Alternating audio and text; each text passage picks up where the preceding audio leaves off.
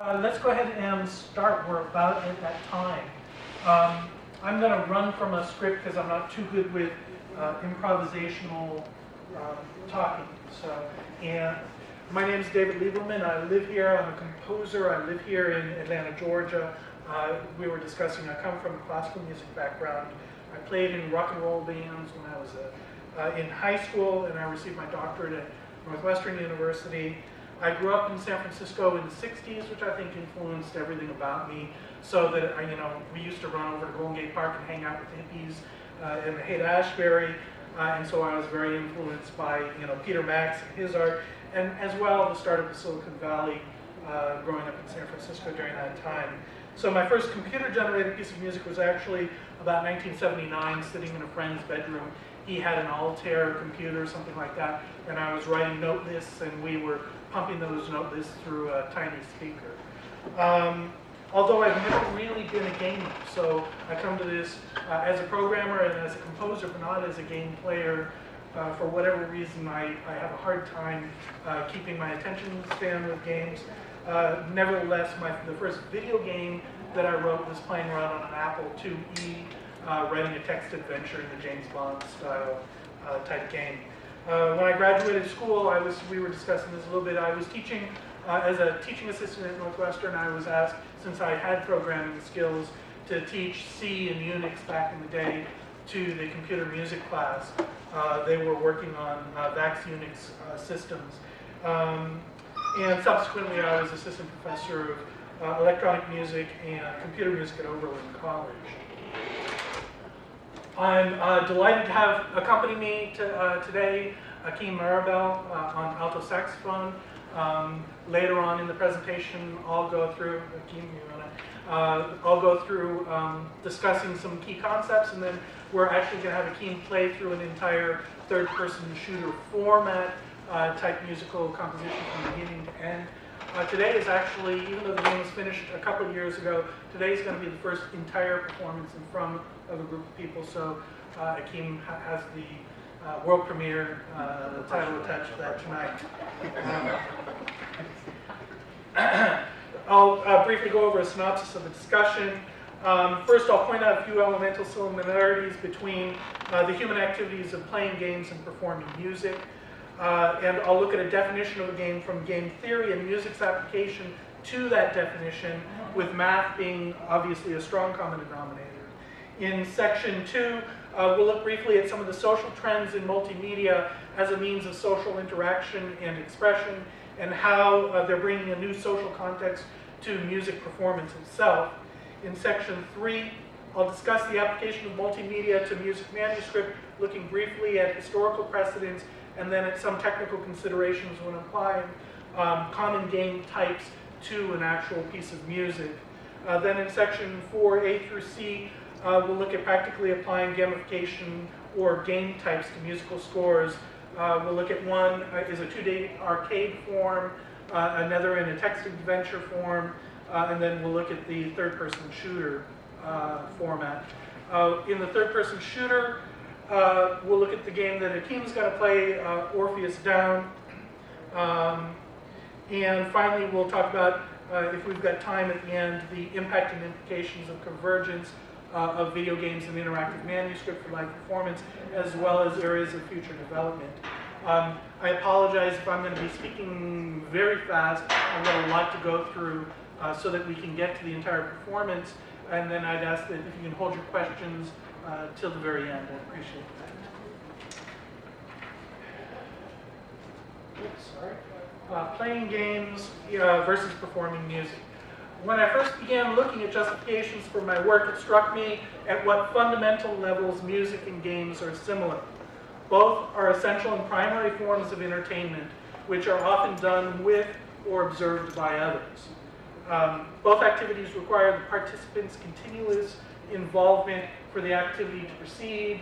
Let's see, is my mouse working here? I've got a silly little graphic here that shows a guy playing a board game, and if he stops playing the game, that's it. Same thing with a piece of music. The performer stops performing the piece of music, that's it, it's done. Both advance from a point of commencement to a defined point of completion at which there's no continuation. There might be academics that can come in and point out some interesting cases where that's not the case, but in general, they both proceed and then they end. Both adhere to a strict set of predefined rules. Both make extensive use of the human facility for memory. And finally, both activities are often executed simultaneously, as in the children's game Ring Around Rosie, where a song accompanies the activity. The salient point here is the systematic and mnemonic natures of both activities is precisely what makes them appealing across all age, socioeconomic, and historical boundaries.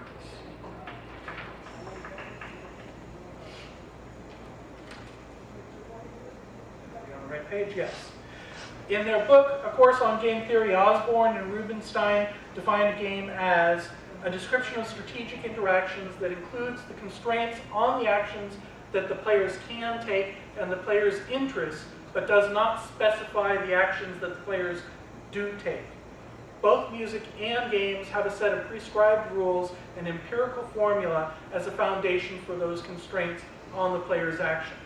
For those in the room without musical background or have studied acoustics, all of the basic building blocks of sound, and probably everyone in here knows this, are derived from basic mathematical formula. You've got the harmonic series where most tuned vibrations, like those from a plucked string or a vibrating column of air, blowing in a Coke bottle, playing a trumpet, what have you, have predictable resonant frequencies based on the harmonic series.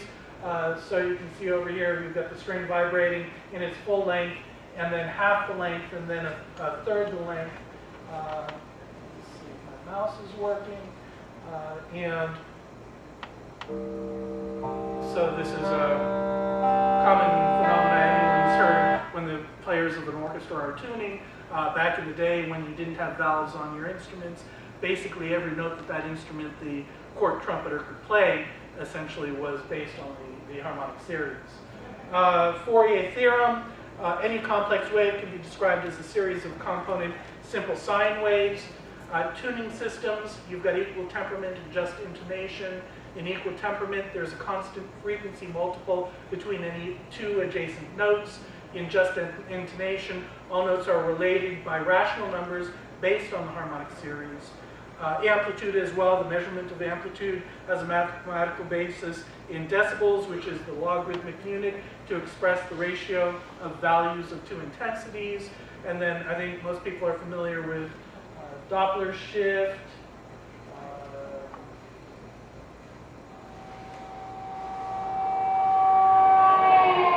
the change in frequency from an observer moving relative to a sound.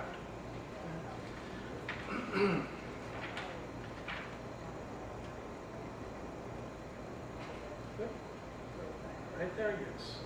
So the computer's ability to mediate elaborate rule sets and formula make it the ideal vehicle for both activities, playing games and performing music.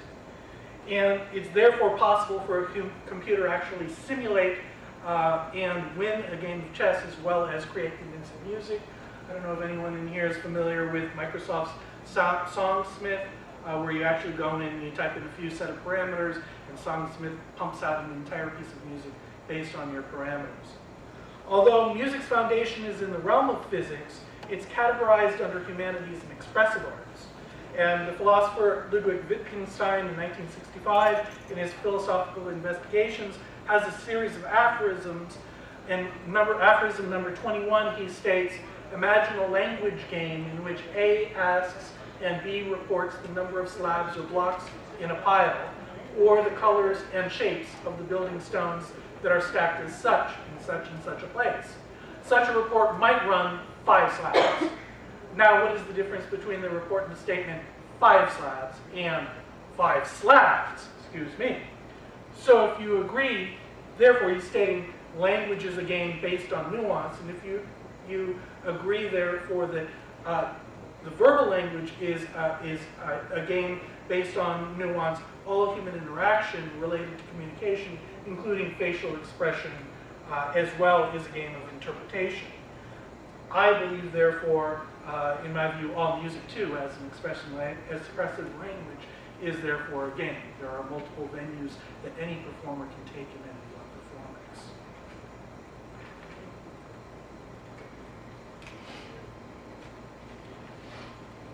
Current studies, and I don't think anyone here would disagree, it's changed so fast recently, are that video games are now becoming a social experience with MMOs and World of Warcraft. I know my daughter at this point spends more time watching other people online playing games than she does actually playing games. In the forward to playing video games in 2006, Peter Vorderer and Jennings Bryant state playing games has become a social phenomenon. However, I don't think it's really any different than I think 200 years ago when you had a couple of guys sitting in the cafe playing dominoes and a couple other guys watching over them. I think games have always been a social phenomenon. What's different now is that TV and computers allow us to exploit the exhibitionist and voyeuristic parts of our nature. So on TV, there's this explosion of reality TV shows like Big Brother and Flavor Flav, and online the kids are modding games, blogging the details of their lives, and creating machinima for YouTube. This use of technology as a means of social interaction has positive ramifications for music performance as well. David Byrne, in a 2007 Wired magazine article, said, "In the past, music was something you heard and experienced. It was as much a social event as a purely musical one. Before recording technology existed, you could not separate music from its social context." And I think even more so back in the age of Mozart or Beethoven, where people hundreds of miles away would hear about an opera performance they just had to go to and would travel long distances, and it was an event that really marked your life. Recently, my daughter and I went to see a simulcast of Monty Python's last performance in Britain in the movie theater, and I really didn't believe the technology would pull it off, but honestly, you felt as if you were experiencing the last appearance of Monty Python, and it kind of sent tingles down your spine.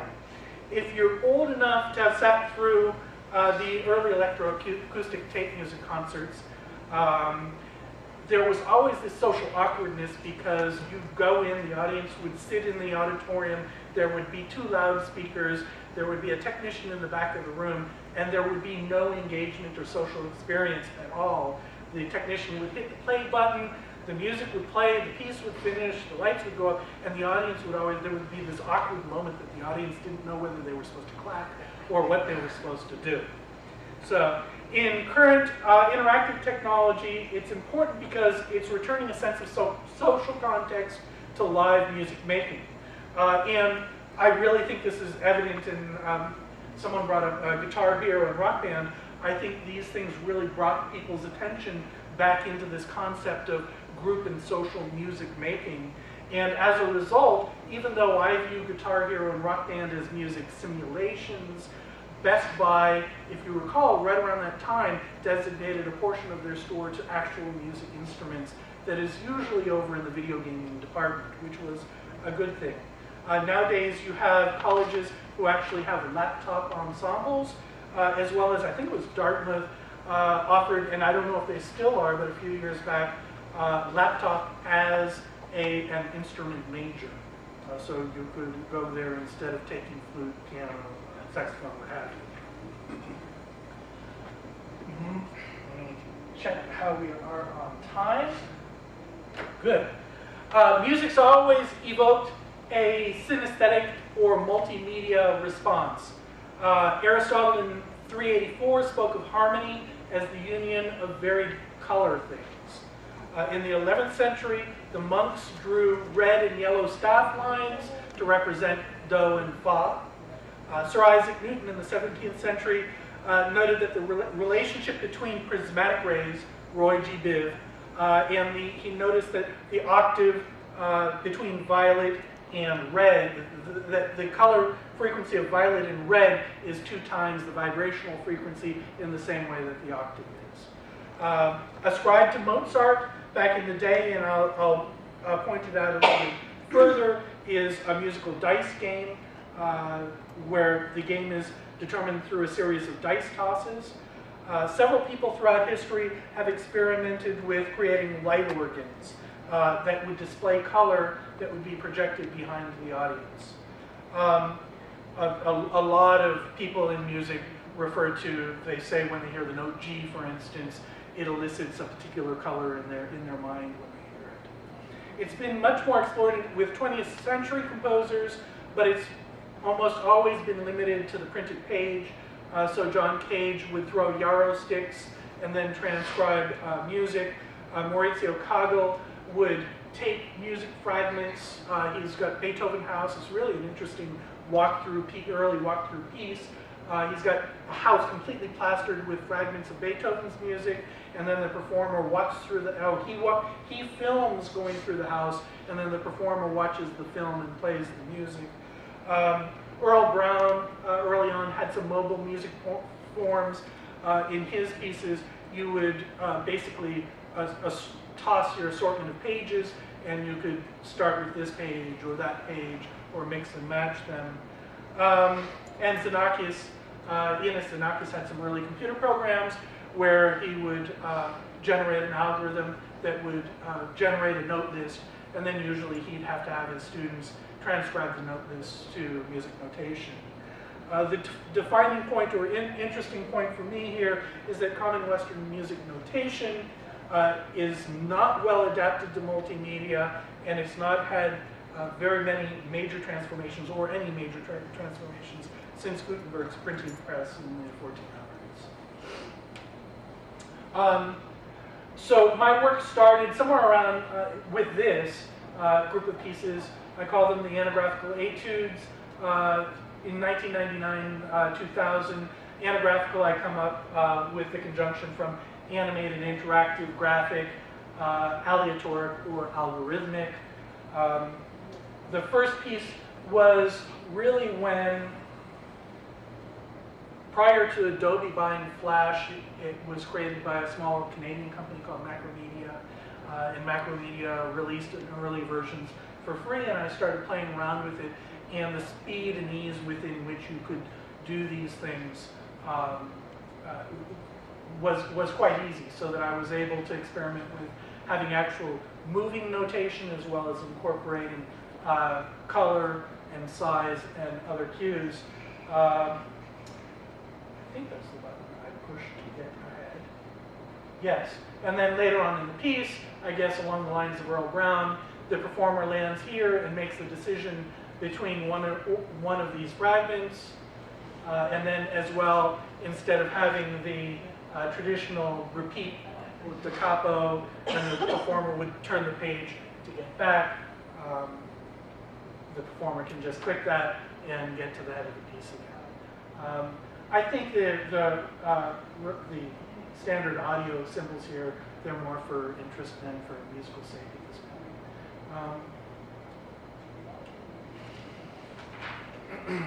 Technical implications. Clearly, one of the most appealing factors is the ability to introduce non-linearity into the music manuscript in what's traditionally been a static, fixed music event and required the performer to turn pages. Also appealing is engaging the audience at a structural and visual level, so that the structure and the form is not simply an audio-logical formula to the audience that's not necessarily musically trained. I think in Beethoven, Mozart, earlier times, since those were the predominant art forms and most people learned and played the instrument and did solfege, they knew about sonata form, and they would go to the concert and eagerly await for the recapitulation or the development or what have you, where today's audiences, with schools cutting back on musical training, our ears aren't as sophisticated as they used to be, so that for an audience to hear a new piece of music, they might not grasp what the structure and the form of the music is, but they at least have this visual handle throughout the course of the game that they can grab onto and enjoy it in that way. In game terms, they're all win-win games. There's no winning or losing. Obviously, the concept of death in a musical performance doesn't work too good. The player dies, or the game dies, and the piece stops. So Yeah, it's a bummer. So, and winning is simply the successful completion of the musical score itself. GUI and navigational issues are similar to edutainment games, since you need to impart a certain amount of notational information to the performer. You need to fit enough musical notation on the physical display, which is definitely a challenge and affects you as a composer, because traditionally, if you needed a larger piece of music, you could break out a larger piece of music up until the page turn, where now you need to think in smaller units. And that what you display visually has to be a sonic, meaningful, cohesive event. As well, other considerations, and I've come up with different solutions, and I think room to work on, is you've got to impart tempo to the performer, you've got to have visual cues for the performer, as well as give the performer time to turn the page, as it were. This example, I've got a 2D and arcade type format. Traditional examples would be, checking out my time, board games, casino games. The pros, I have the motivating source between the interaction is unknown, so it can cause excitement or humor. The brevity and regularity suit really a musical exercise, or once again a short humorous work. Cons would be fragmented music, restricted size of cognitive music chunks. There's tempo and page turn issues, and it's really not suited for extended musical forms. Let me get down here. So you can see here, subliminally, I've got my tempo indication here for the primary beat, and then I've got that subdivided down here along the sides. I think the instructions indicate the performer has a choice of reading traditionally right to left or diagonally. Oops. Okay.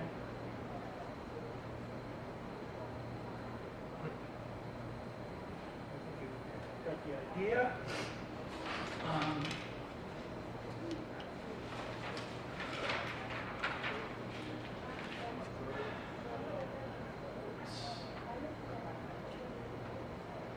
There. Just to show a little bit of the formula for this. Once again, this was ActionScript back in the early Flash days. I haven't played around with ActionScript lately. I don't know if this is even readable to current ActionScript guys. So just to show you structure on Mozart's musical dice game, he's got two choices by throw of dice. Bar 8 and 16, what do I have? That's right, so bar 8 and 16, you've got two choices, and then for the remaining 14 bars, you've got 11 choices. So similarly here, I've got hits 1 through 4 are the A section, 5 through 8 are the B section.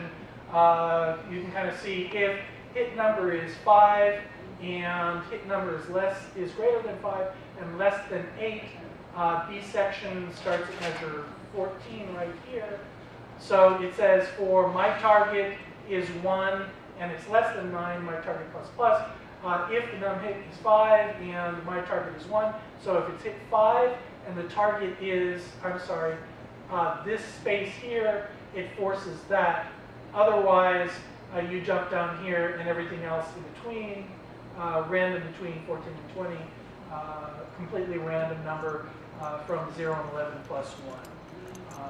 So that forcing some kind of musical coherence to the piece by having the phrase begin at a set place and end at a set place, and then having these options in between. Text adventure, interactive fiction.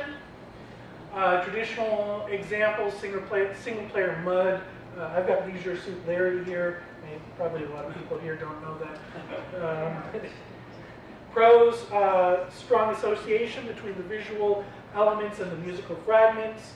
The music is well adapted to branching type narratives that spin off and then come back around. The musical form is very structured like that around the sonata form, coming back to the beginning. The audience is forgiving of flaws in the plot because the primary importance is the music. Cons, audience fatigue, you've got this alternation. And once again, these are all just through my experiments. If other people work through this, you're going to come up with other solutions that I did not come up with. But the con I have is the alternation between performance and narrative, performance and narrative. Let me go ahead and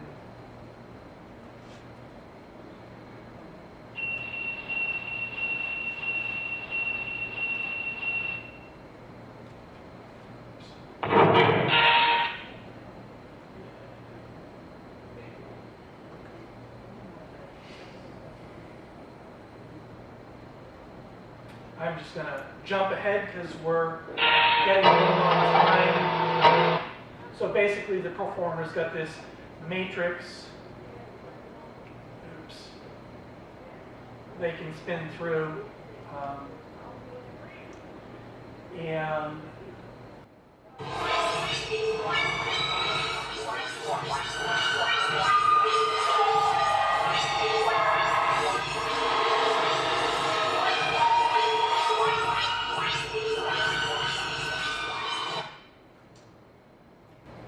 let me jump ahead, third-person shooter. The piece the team is going to play. I'd like to get it started in a couple minutes so we make sure we've got enough time. Orpheus Down. The myth of Orpheus, earliest references are a two-word fragment in 6th century BC. Orpheus traveled as an Argonaut in Jason and the Argonauts to lull the sirens so Jason's ships wouldn't get shipwrecked. He marries Eurydice. Later that night, Eurydice gets bit by a snake and dies. Overcome with grief, Orpheus travels to the underworld to get her back. He pleads with the devil. The devil says, yeah, you can get her back, but on your way back up to Earth, you can't look back at her. He goes down, he picks her up, he looks back at her, she goes down to hell forever. Honestly, I don't understand his motivation there. That's why I'm interested in the character. I can't imagine if you're so in love with the woman and you go argue with the devil that then you're going to be silly and look back. My map, I've got the upper world and the lower world. I don't really have time to go into a lot of the details I wanted to. I oftentimes use large harmonic formula to bring coherence to the piece, even though the piece is based on randomness. I think let's go ahead. There's a lot more I wanted to talk about, but let's jump ahead to the performance. Akeem? What do I need to do? I need to turn the lights off.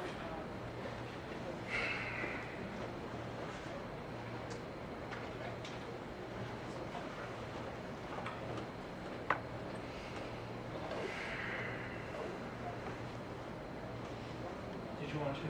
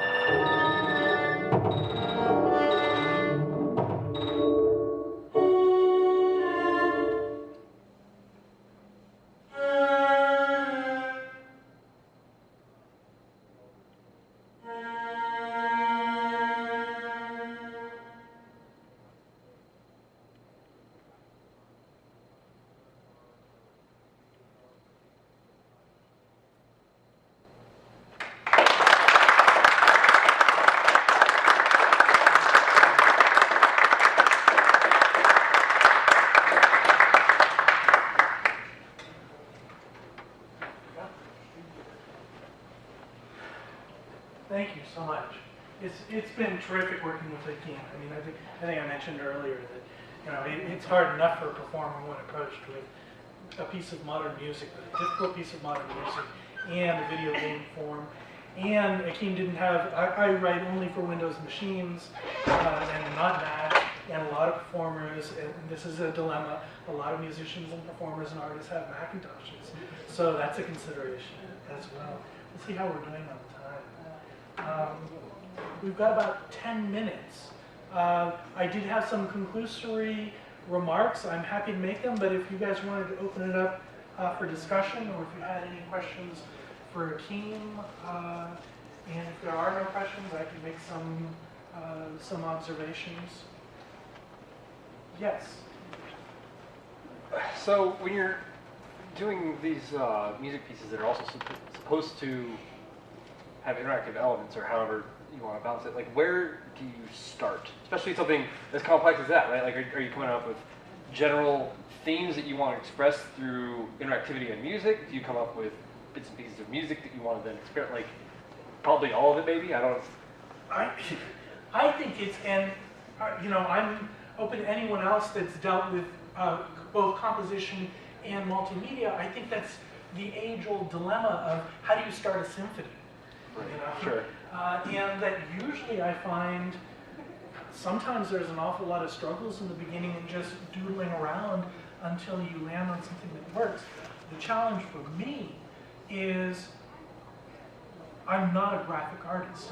I wanted to be when I was younger. I fantasized about being a painter or what have you. So that I'm coming to this stuff without really a good eye toward that. And then as well as, and my hat's off to people that design video games in these elaborate maps, because those are really a struggle for me, how to make a meaningful map and tie it back in. So oftentimes if it's considering the story, or if it's considering starting with the music, whatever it is that can get me off and running to the next level. As all of you know, if you've done creative ventures, when you get to 3/4 of the way through, it's easy, breezy, you know? But that first part is difficult. So, yeah. Question. Again, maybe the game isn't oriented to be a learning tool or not, but how would you address, you know, transitioning from a beginner player to being able to compete this? I see a high barrier, right, to playing this game. Is there a transition phase? Is there a feedback loop that says, hey, you did well, but not this? You mentioned not having a desire to have a win-lose or a lose scenario, but how do you, was that part of the scope of this, to include some form of transitioning someone from one level of skill to another level of skill? It's obviously a consideration, and very early on dealing with Flash, I had started a series of educational things, and I've had, you know, last year I talked to the investment forum here, and they were all excited about it, but you know, they really wanted me to change the scope, because obviously you could make, whoever does this at an educational level is going to make a lot of money. You know, it's just that who's going to get the backing to do it. And honestly, I'm a little, if someone were to come up to me and say, hey, we want you to start this educational company and we'll pay you so many dollars, I'd say, hey, great, I'm all in. But for me as an artist, it's not worth my time changing my scope of things to tone it down for educational purposes. Okay. That my goal is to try to create and show that it can be done as an art form. Appreciate it. Did that answer that? Yes, you did. Thank you. But if you have millions of dollars and you want to dump into it, I'm all Got half that. Yes. So you have this sort of clear divide between the interaction of the game and the presentation being presented on the screen. I imagine it was a struggle to figure out exactly how that should work. Did you consider ways of like trying to integrate the notation into the gameplay window so that it wasn't one thing than the other thing, or is that very intentional thing that you did? No, and that question comes up commonly, and I mean it falls under the scope of things to do later. I'm already overwhelmed doing all aspects of development, and although I'm an adequate programmer, it's still a struggle. And I would love to have the audio go back into, with ADCs and DACs, go back into the game so that I could use what Akeem is playing and embed it as part of the accompaniment and incorporate DSP, but as well as for it to sample what Akeem's doing to advance the notation so he doesn't have to take his hands off of doing it. So for me now, it's just, I'm sorry, I don't have the chops to, and the latency timing issues would be huge with bringing in the audio. If someone, once again, in here is a programmer and has those skills, I'd love to talk to you, but so I basically have to accommodate musically for the performer taking their hands off and going back in so that the structure of the piece isn't broken up and bifurcated. So, what initiated the transition? Who initiated the transitions from between the video segment. And are those movements fixed, or is that, in other words, where Orpheus is wandering around, is that different each time, or? Yeah, every time, theoretically, every time the piece is played is completely different. So, in other words, the video is reacting? No, the video is fixed. Those are standard, I think gamers refer to them as cutscenes, is that correct? Okay, there so are that a is few. sequential, and it's always going to be the same. It's always going to be the same, and the music is fixed within that video. And then that's also the challenge, is integrating it into the video in and out of the gameplay. So the interaction is simply the transition between the sections that you had to play and going into the video. Well, the video, there's how many video segments? There's the intro video. There's a very brief video when the conga drum is thrown across the room. There's the video when the red box floats up with the bubbles. And there's the video when he looks back. Right. But other than that, every other element is squishy and movable. There is, What's the trigger? well, if you notice, there's the little square panel showing So you this have is to- your next goal. So you hit that on your computer screen. So the goal says, now you're looking for a saxophone. So Akeem goes and looks for a saxophone. The goal says, go to the open door, and Akeem goes to the open door. Now, in between here and here, he can really go wherever he wants, and that's the challenge as any composer of video game music, making it so that the music is dynamic and. Well, I guess my question is, what triggers you get to the end of that note? Is it perceived? Is it an ADC, or is it a button on the computer screen on the score? So when the score is playing, Right.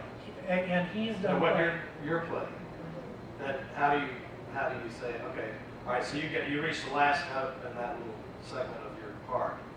And then, Yeah, you just hit enter. okay, so it's okay. So I'm just trying to get the degree of actual interaction. right. So I mean, if the performer were to fall asleep at that point and forget to hit enter, Right. it would break up the music. But the musical performance is not changing the sequence of video objects afterwards. He is. Right. If he hits that saxophone or that saxophone, but then all of the accompaniment is algorithmically derived based on probability and statistics and what goals have been accomplished and where the piece it is. So that's where I'm saying the piece is completely different every time, although the algorithmic structure is so precise that most audience members would never notice it. There's about 200 sound files. So that notation that is being played back on the computer is different each time? I'm confused when you say notation. Do you mean his sax Right, part? no, I'm talking about like the percussion and various other instruments. That's all algorithmically generated. They're basically small wave file fragments, and the code says So- if the probability is 70% and you're at this portion of the piece and you've hit the conga drum, then you can randomly pick between these elements. Okay, so that means you might get a different music. Every time it's played is completely Okay, different. so the video is fixed, but the music performance is what's changed. The video's fixed. His score fragments, he's got some flexibility. He can Right. pick that one or that one and change up the score fragments, but then everything else is not fixed. Okay. Just trying Did to- that answer? Yeah, so in other words, it's not straight, in other words, the audio portion is not Completely- necessarily ingrained in the video. The video, the audio is ingrained, but you mean the video in the game playing portions, the audio is completely flexible Each and time. determined by algorithm. So in other words, when Orpheus goes into that elevator, Right.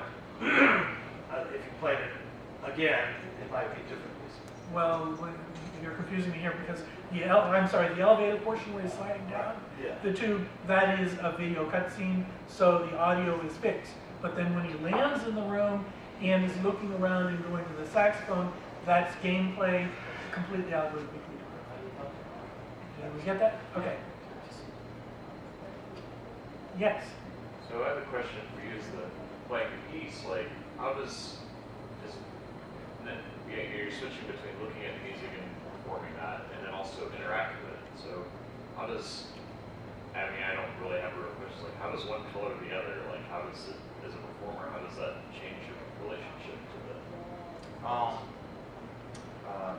Typically, for me, performance-wise, usually playing jazz, so I don't usually use any written music at all.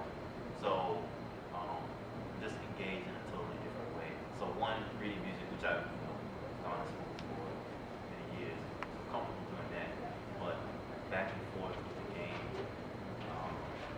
definitely makes me a little anxious.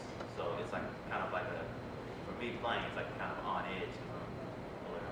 Looking around like this, much more so than if I'm just looking at a black music stand, music on it, or just looking at something I've done time and time again. And were you seeing what we were seeing while you were Yeah. Very nice performance. Yes. How many times have you been through that? 4 or 5 times. Wow. That was a tough Mark, so year. Your sight is No. No, I mean, like practice you put together. You played them before. yeah. but that's the implication. Right, because essentially Because- you're gonna have to. I provided him with as many tools as I could to prepare him. So I think I gave him a video take of the entire game. Yes. I provided him with audio of the sax part. I provided him with folio pages of the music that's presented to him so that he can get as comfortable as possible. But the implication of this in the future, and a lot of classical music circles are talking about this, that I think the performer of tomorrow is going to have to be an exceptional sight reader. Yeah. Because if you're creating music by algorithm, the next step is not to have me transcribe the notation in there, but that's something I would like to do in the future, have the notation automatically generated on the screen, and then Akeem essentially is in a sight reading situation. But the score that you were, the part that you're performing, is it the same every time, or is it different? Yeah. It's the same. But he chooses the order in which they often arrive within the score. So you're able to rehearse it, but it may not be in the same time sequence. Which is why I was saying it's kind of like sight reading because you have your parts that you know, but they're not in different orders. So you still have to transition. When you learn the music, you want to learn segment by segment anyway, and then play it all back from in a linear fashion. But that's pretty neat. We got a couple of other questions I want to get to because we're out of time. Well, my main concern was how did you keep time while you were doing it? Because I was trying to watch the music as you were playing, and I could not keep up with you at all. Without anytime you play solo, if we're seeing a marching band, so you got the drum major up front, and they're like keeping tempo visually. If there's no drum beat behind, wind sound. Because when I blow a note, it's like it can start here or it can start just here. So if you're thinking of the tempo as here, and I'm thinking of it here, immediately behind or in front of you, then they're gonna stay together, but they're still different. So they can stick together, but It will follow you fairly well. Not much of a music career, but you can tell from the signature of sequences you're going to support and stuff like that. Right there. Yeah. So I guess to kind of wrap up and completely answer your question, in my opinion, as a musician and a teacher, working with students who literally struggle with this, without like a drum pattern, marking, where 1 is, or 2, or 3, or 4, then it's not very clear when you're just using a single wind sound. But if you added maybe 10 saxophones or some other instruments playing different parts, then the connectedness or interconnectedness of the parts are going to make it a lot more obvious than when there's a single instrument. Then you're going to get it enough. But as a composer, it's part of my challenge too, so that he doesn't get completely lost. And if you notice in the score, there's one of them where I build in audio cues of a hi-hat being hit, and then I physically draw a blue arrow down to the note. You caught that. So that, I have to consider these things within the score, otherwise the player could conceptually get completely lost. There was another question back here. Okay. Alexander. I think we're officially done. Unless there's more questions, thank you very much. I'm so pleased you guys came.